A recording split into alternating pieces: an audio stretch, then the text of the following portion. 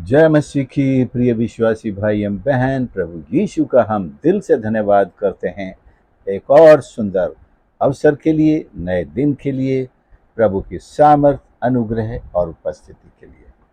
हमारी प्रार्थनाओं के हर एक उत्तर के लिए प्रभु का धन्यवाद करते हैं। प्रियो, परमेश्वर हमें कभी नहीं भूलता है, कभी नहीं छोड़ता है, कभी नहीं त्यागता है। कुछ लोगों को लगता है कि उनकी प्रार्थनाओं के उत्तर नहीं मिल रहे हैं, लेकिन ऐसा नहीं है। परमेश्वर हमारी तैयारी का भी इंतजार करता है कि हम उसकी आज्ञाओं के पालन के लिए भी अपने आप को तैयार करें। कई बार कुछ शर्तें, कुछ कंडीशंस जिनका हम ध्यान नहीं करते, जो आज्ञाओं के साथ जुड़ी होती हैं, हम तो अपनी आवश्यकताओं के बोझ के तले आकर प्रार्थना करते हैं, प्रभु मुझे ये चाहिए, ये दे, ये संकट दूर कर। लेकिन इनके साथ ही कुछ आज्ञाएं हैं, कुछ शर्तें हैं जिनका हमें पालन करना चाहिए और पूरी पवित्रता के साथ, जैसे लिखा है, शोभायमान होकर। पवित्रता हमारी एक शोभा को बढ़ाने वाली एक बहुत जरूरी एक चीज है, जो हर एक भक्त को, जो परमेश्वर की उपस्थिति में आता है, शोभायमान होकर के आए। ये शोभा कैसी आती है? जब हम अपने आप को जांचेंगे तो जो कुछ भी हम पाएंगे जो हमारे जीवन को अशुद्ध कर चुका है, उसे दूर करेंगे। प्रभु यीशु के वचन से धुलकर, उसके लहू से धुलकर, जब हम नम्र होकर के, उसके खोजी बनकर, दीन होकर उसके सामने आएंगे, तो ये कुछ शर्त है कि परमेश्वर अवश्य हमसे मिलता है और हमें अपनी आशीष में आगे बढ़ाता है। आज का संदेश यशाया 41 के 27 पद से देना चाहता हूं। मैंने ही ने पहले सियोन से कहा, देख, उन्हें देख, और मैंने यरूशलेम को एक शुभ समाचार देने वाला भेजा है। मैंने देखने पर भी किसी को न पाया, उनमें कोई मंत्री नहीं जो मेरे पूछने पर कुछ उत्तर दे सके। सुनो, उन सबों के काम अनर्थ हैं, उनके काम तुच्छ हैं, उनकी ढली हुई मूर्तियां वायु और मिथ्या हैं। प्रभु कहता है, मैंने एक सुसमाचार या शुभ समाचार देने वाला भेजा है। ये उस जमाने की बात है जब परमेश्वर के लोगों के ऊपर बंधुआई में जाने का पूरा खतरा या डर भर चुका था, और इसके बाद भी इन्होंने अपने कामों को नहीं सुधारा। घिनौने काम इन्होंने नहीं सुधारे और अन्य जातियों की तरह पूरी तरह से बन चुके थे। उन्हीं की संस्कृति, उन्हीं की पूजा पद्धति, उन्हीं के जैसे हो गए थे।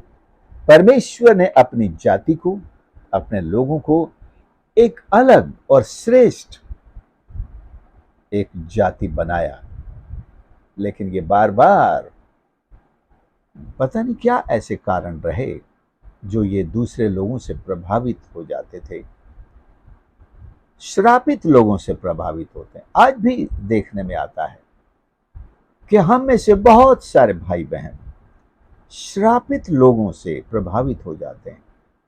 उनकी आराधना से, उनके उपासना से, उनके भक्ति की शैली से, उनके सेक्रीफाइस से, उनके, और परमेश्वर ने जो हमको आसान और सरल रास्ता दिया है, कठिनता तो सब प्रभु यीशु ने उठा ली, हमें तो आसान रास्ता दिया है, पर हमें वो पसंद नहीं आता है। हमें जो लोग उस चौड़े मार्ग पर चले जा रहे हैं, उनके काम के तरीके, उनकी आराधना, उनकी सब बातें बड़ी इंप्रेस करती हैं, और हम अपने प्रचार में भी कहते हैं, उनको देखो, ये बात उनकी कितनी अच्छी है, वो बात उनकी कितनी अच्छी है। लेकिन इन सारी अच्छी बातों के बीच में उनका अंत क्या है? और हमारी सारे बुराइयों को, ऐसा नहीं कि हम बुराइयों के बीच में रहते हुए अच्छे हैं, नेवर, कभी नहीं। हमको अपनी इन्हीं बुराइयों को तो दूर करने के लिए प्रभु शुभ संदेश देने वाला भेजता है। अब इस अध्याय में पता नहीं कौन है वो शुभ संदेश देने वाला इज़राइल को। मेरे ख्याल से हो सकता है कि ये स्वयं भविष्यद्वक्ता है, यशाया ही है, जिसको परमेश्वर ने उनके बीच में भेजा है ये संदेश देने के लिए कि तुम पर आने वाली विपत्ति से बच सकते हो अगर तुम तौबा करो, परमेश्वर के पास लौट आओ, अपने घिनौने काम दूर करो, अपने आप को शुद्ध करो, अपने हाथों को शुद्ध करो और घिनौनी वस्तुओं को अपने घरों से उठाकर फेंक दो और परमेश्वर के सामने दीन होकर प्रार्थना करो, उपवास करो, उसे पुकारो, क्योंकि वही तुम्हारा कर्ता है, वही तुम्हारा छुड़ाने वाला है, वही तुम्हारा राजा है। और जिस समय की ये बात है उस समय इस्राएल में लीडरशिप का एक बड़ा क्राइसिस है। राजा तो है लेकिन ईश्वर की खोज करने वाले राजा नहीं है। वो जल्दी, बहुत जल्दी अंधकार की शक्तियों से इंप्रेस हो जाते हैं। आज भी लोग हैं जो अंधकार की शक्तियों से बहुत जल्द, बहुत ज्यादा इंप्रेस हो जाते हैं और तरह तरह के उनके कारनामों को अपनाना चाहते हैं।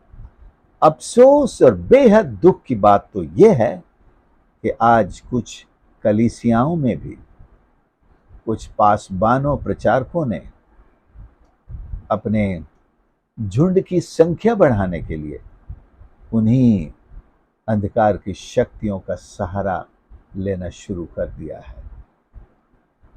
आप समझ सकते हैं मेरा इशारा किस तरफ है।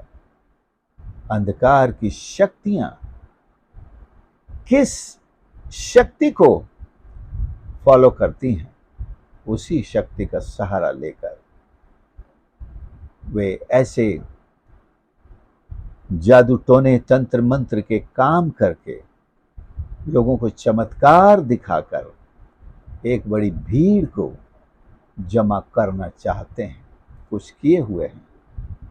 लेकिन याद रखें ये वही चौड़ा फाटक है जिसके बारे में प्रभु ने पहले ही कहा है। तो कुछ कलीसियाएं भी चौड़े फाटक पर चल पड़ी हैं। मैं सोचता हूं इन्हें अपने आप को जांचना चाहिए, परमेश्वर के वचन की रोशनी में जांचना चाहिए। परमेश्वर ने उनके बीच में भी आपको और मुझको शुभ समाचार देने वाला बनाकर नियुक्त करके भेजा है। हम भविष्यवाणी करें और इनको संदेश दें कि सत्य की तरफ लौट आओ, तुम सत्य को जानो, स्वतंत्र हो और आत्मा और सच्चाई से परमेश्वर की आराधना करो। आत्मा और सच्चाई से परमेश्वर की आराधना करो। परमेश्वर निश्चय तुम्हें भी बढ़ाएगा। सेवकाई बड़ी की जरूरत नहीं है, उसमें सत्य, उसमें परमेश्वर के प्रति विश्वास, योग्यता, ईमानदारी, नम्रता और परमेश्वर के दर्शन को पूरा करने की सच्चाई होनी चाहिए। दुनिया को दिखाने के लिए नहीं कि मैं एक बहुत बड़ा सेवक हूं, बहुत बड़े झुंड का एक लीडर हूं और जिसे हमने अंधकार की शक्तियों की सहायता से प्राप्त कर लिया हो। परमेश्वर हमें सत्य के मार्ग पर चलते हुए देखना चाहता है। आपका झुंड असल में कितना बड़ा है, उसकी चाहत, उसका प्रकटीकरण या उसका प्रमाण तो आपको स्वर्ग में ही मिलेगा और आप निश्चय ताज्जुब करेंगे कि मेरी कलीसिया में तो बहुत थोड़े लोग थे। यहां तो प्रभु मुझे दिखा रहा है कि बहुत सारे लोगों ने मेरी सेवकाई से आशीष पाई है, प्रभु को जाना है, प्रभु के पीछे आए हैं। इतना बड़ा झुंड तो मैंने कभी नहीं देखा था मेरी सेवकाई में। हाँ, परमेश्वर आपकी सेवकाई को बहुत बखूबी जानता है कि आपने अपनी सेवा से, अपने प्रार्थना के जीवन से, अपने बलिदान से, अपने आंसुओं से संसार के कितनी बड़ी मानवता को स्पर्श किया है, जिन्हें आपने देखा नहीं है, और शायद वो आपकी पीढ़ी के बाद आए हैं, आपके जाने के बाद आए हैं। आपकी प्रार्थनाएं, उनके प्रभाव आपके जाने के बाद भी बने रहते हैं। ये परमेश्वर का वचन इस बात को प्रमाणित करता है। आपकी भविष्यवाणियों के प्रमाण आपके चले जाने के सैकड़ों साल बाद दिखाई पड़ते हैं। यशाया यीशु के जन्म के 700 साल पहले चला गया, लेकिन उसके भविष्यवाणी के प्रमाण, उसकी प्रार्थनाओं के, उसके आंसुओं के प्रमाण सैकड़ों साल तक और आज भी आने वाली पीढ़ियों में और आगे आने वाली पीढ़ियों में भी दिखते हैं। तो आपकी सेवकाई का दायरा कितना बड़ा है ये तो स्वर्ग में ही पता चलेगा। लेकिन हम एक नाम इस दुनिया में करने के कारण अपने आप को कुछ ऐसी शक्तियों के हाथ में एक खिलौने के रूप में दे देते हैं जिसका सूत्रधार स्वयं शैतान है। पता नहीं चलता है। कौन कहता है पता नहीं चलता है? आत्मा और सच्चाई से जब आराधना करेंगे पता चलेगा। अपनी इच्छाओं का सही जांच और परख करेंगे पता चलेगा। अपने लक्ष्य को जानेंगे पता चलेगा। ईश्वर के वचन सही रीति से पढ़ेंगे और समझेंगे पता चलेगा। और सबसे बढ़कर पवित्र आत्मा से भरकर जब आप प्रार्थना करेंगे पता चलेगा आप किस रास्ते पर चल रहे हैं। प्रभु हमारी सहायता करे, हमारी मदद करे, हमें सही रास्ता पर चलना सिखाए। और हमारी सेवकाई ऐसा नहीं है कि जो सत्य रास्ते पर चलते हैं उनकी सेवकाई बड़ी नहीं है, बिल्कुल है, बिल्कुल है। लेकिन हमें सत्य के मार्ग पर चलते हुए परमेश्वर की महिमा को करना ही है। पौलुस, प्रभु के अन्य भक्तगण और इन 2000 सालों में अनेक प्रभु के भक्तों ने प्रभु यीशु के लिए बड़े पैमाने पर सेवकाइयां की हैं, आज भी हैं, जो सत्य पर चलते हैं। लेकिन हमारी भूख ये नहीं होनी चाहिए एक विशाल दृश्य, लेकिन एक ईमानदार दृश्य, एक सत्य दृश्य, और ऐसा कि प्रभु मुझसे कहे कि उसने जो तोड़े मुझे दिए हैं उसमें से मैंने अधिक से अधिक कमाए हैं। और ये वाक्य सुनना चाहूं, यहां ऊपर आ जा, सच्चे और विश्वास योग्य सेवक, faithful servant of God. This is a tag or this is a line or a certificate rather that every servant of God loves to hear from the mouth of our Lord Jesus Christ. When we reach heaven, let my Lord say to me, you are a faithful servant. You are a faithful servant. हम विश्वास योग्यता के साथ, ईमानदारी के साथ, परमेश्वर के वचन के अनुसार उसकी सेवा को अंजाम दे। ये बड़ी सेवा है, ये बड़ी सेवा कहलाएगी। बजाय इसके हम दुनिया को दिखाने के लिए एक ऐसी बड़ी सेवा तो खड़ी कर लें जिसकी बुनियाद विश्वासघात के ऊपर हो, दिखावे के ऊपर, अंधकार की शक्तियों के सहारे के ऊपर हो। दुनिया शायद ना समझ पाए